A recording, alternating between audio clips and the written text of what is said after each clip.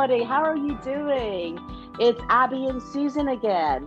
Right. So, having spoken about so much serious topics, today we're going to talk about culture shocks. It could be a light-hearted topic. Ooh, so get ready. Now Yeah. I'm going to kickstart, okay? Okay. Now, the first thing I've actually noticed when I arrived in the UK, mind you, that was many, many years ago, okay? But one thing never changes, and that is the Brits really love to queue.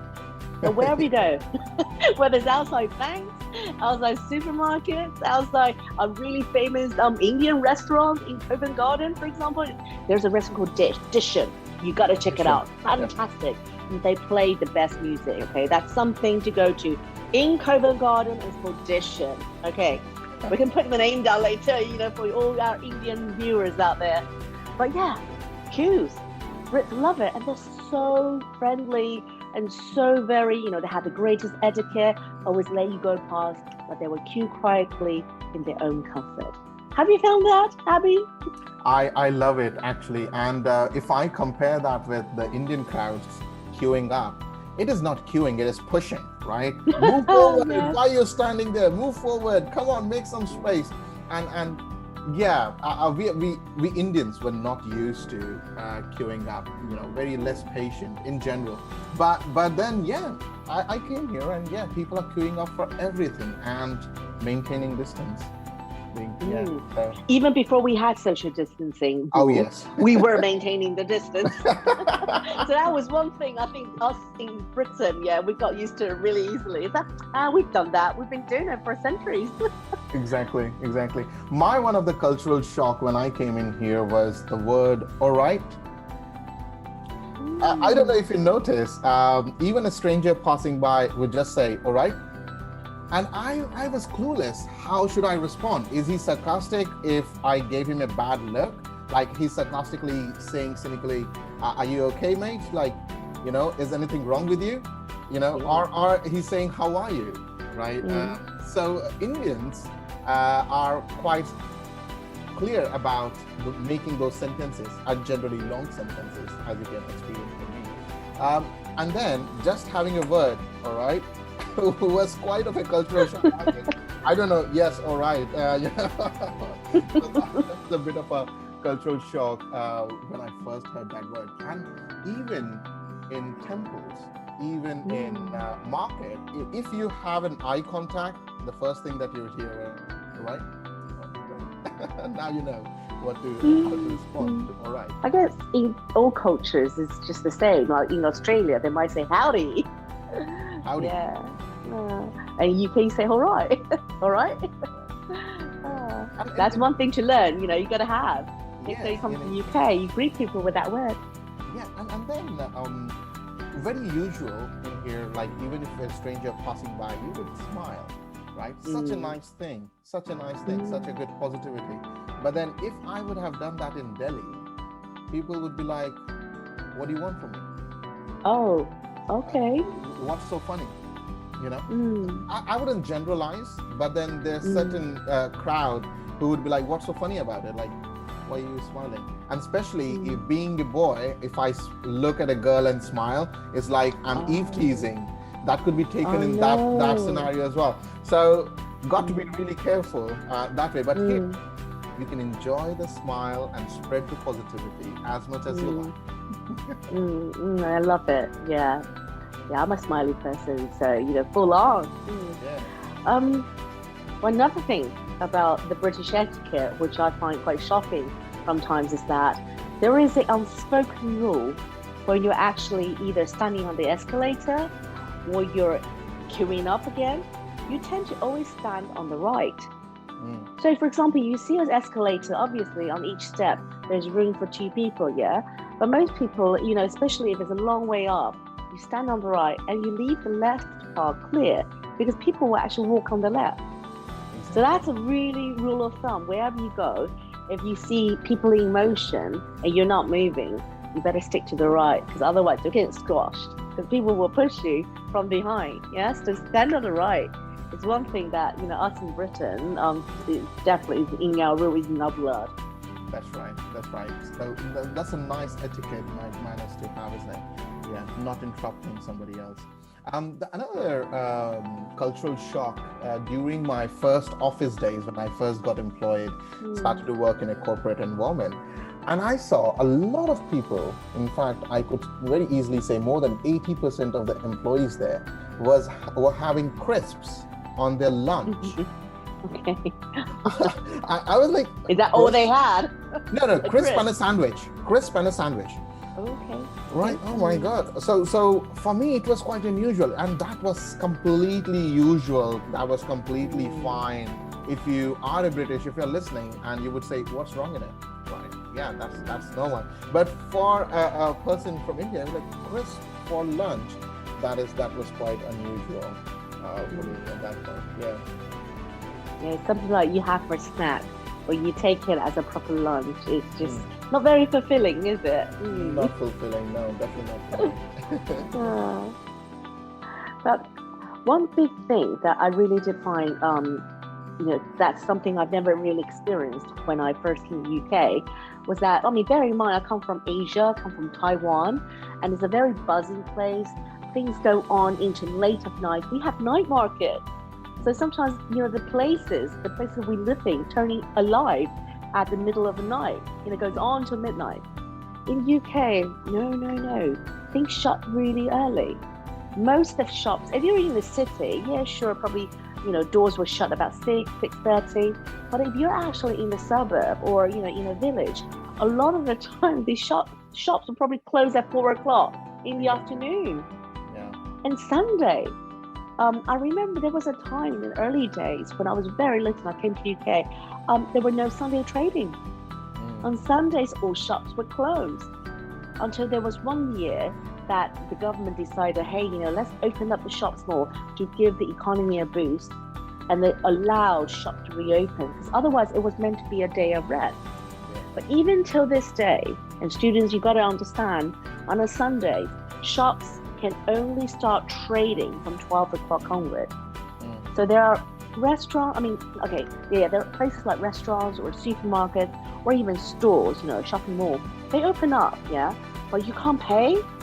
They probably open up at 11 o'clock, allow you to go browsing. For example, Harrods, the biggest department store in the whole world, you're bound to visit. They open up at 11 o'clock, but they can't take your money. They can't trade with you until it's 12. And that is the rule. It's a big difference, isn't it? If you come from a place where shopping is mainly your biggest pastime. Exactly. No, I experienced that, and it was quite unusual for us as well. Because in India, you would go out shopping after work, right? Late night food, late night shopping.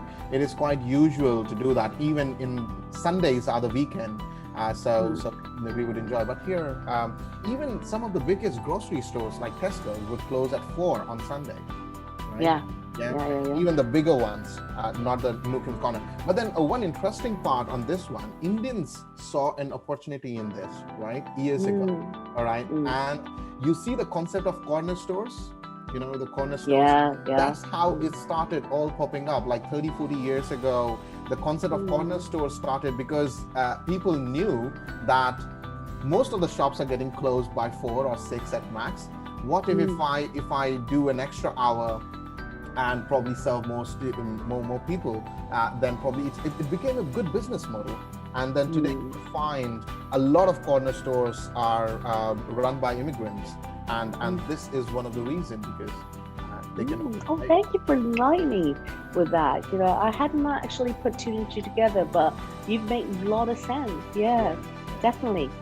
So now you would have few shops which would open late night, especially grocery. But then if you're going for shopping, clothing, shoes, do it online if it is offline. Yeah, and get it delivered. Yeah. Cool. Yeah. What else? One point I wanted to add was a cold and a hot water tap separate. Okay. You don't have that? No, we do have it here, right? In the UK, but in India, either you have only one tap with 2 knobs, which is hot and cold together. Okay. All right. Yeah. But then now it is changing in many modern developments in the UK. But then any Victorian houses, if you would see, you have a hot water and a cold water. And then probably if it is too cold, you would try and mix Yeah. Actually, that's true. I never thought of it because I've just been so used to it now. Yeah, if it is too cold, you would try to use another hand to mix it, and so that is quite strange. And Oh, that is awesome. Now, let me ask you, because like with that one, because I've been living in Britain so long, so I've already forgotten what it's like outside. This point I want to raise, I want to see how you react, because maybe you don't find it strange either. When I first came here and I go into a lift, an elevator, and then you want to press buttons. So you want to go to a certain floor. I see one. I thought, one isn't this is where I come from, because to me, one is the ground floor. And then 2 is the second floor, 3 is the third floor. And I would, hands on my heart, I think the majority of the countries in East Asia, whether it's China, Taiwan, Japan, Korea, it's all the same. 1, 2, 3, 4, 5. We count it by the floor. So if 1 is actually ground. So when I first came here and I thought, okay, I want to go to the third floor, I immediately count from the ground up. Ground is 1, 2 is the first floor, 3 is the second floor, right? But in the UK, it's actually got a -1. So the third floor in a sort of Asia kind of view, terms of view, is actually the second floor in the UK. How bizarre is that? For Indians, probably it's not as bizarre, because we have the similar set of numbers in the elevator. So G for ground floor, and then it starts 1, 2, 3, 4, 5, or as much. And then now you have B for basement, or -1 for basement. Yeah. So, but if you are very used to the American way, so most of East Asia is like that. And if you're from America, say, oh my God, you will often get to the wrong floor because you count it wrong. That's right. No, this could be confusing at times, and you would see mostly the problem and people confused in the airport lifts and the elevators there. So because people are coming from various different countries, and exactly as you mentioned, most of the countries are Americanized in that way of numbering, and then they would have this issue, isn't it? Yeah. One another thing intrigued me is there is a license for everything in the UK. You got to do something, so it is all regulated, which is a great thing, but pain in the backside sometimes. Like, for example, as a student, if you have to pay for a TV license to watch a TV, I was like, that was unfair. But then, that's how it is. You got to pay a TV license, otherwise you're committing, you're an offender, right? You have to have a TV license. You could be prosecuted if found not paying TV license. So guys, be careful if you're watching TV, and you can watch Netflix without a TV license. That's the caveat there, right? And that too only realized recently during this lockdown, because Netflix, Disney's, they have taken over a lot of Skies and Channel 1 and so on and so forth. But if you're watching BBC or anything of that sort, you got to have a TV license. But good thing is they will remind you. So if you accidentally log on to the BBC, the TV arm of it online, the first thing they're going to ask you is, have you actually got a license to watch us legally? And that's when you know that, if I actually continue, then I have to purchase a license. Exactly. So it is. That's what I love about international thing, because some things are right for one country could be completely wrong for other, or the way that we think or perceive certain things is so different, and it is so enlightening is the right word. So enlightening for me when I see, and it is amusing to see, how different and still one that we all are, right? And then I don't know if I'm able to express my amusement and excitement that I love this difference in doing things, difference in, and it is still, we truly believe the way that we do is the right way. But when you are exposed internationally, you would see, not exactly, there are other ways to do the same things, isn't it? You couldn't have put it any better. Totally agree. Great. So with that note, be ready for experiencing a different way of life, different way of living, different way of experiencing. So be ready and let's do it together. If you have any questions or you want to share any of your experiences of cultural shocks, please comment below and like and share. So we are Susan and Abby for you. Well, thank you so much for watching. We really appreciate your support. And do leave us a comment because we love to hear from you. And if you've got any other topics that you want to hear from us, discussion, so give us a ring, give us a shout, give us a comment, and we'll do it for you. Perfect. See you next time. Bye. Bye-bye.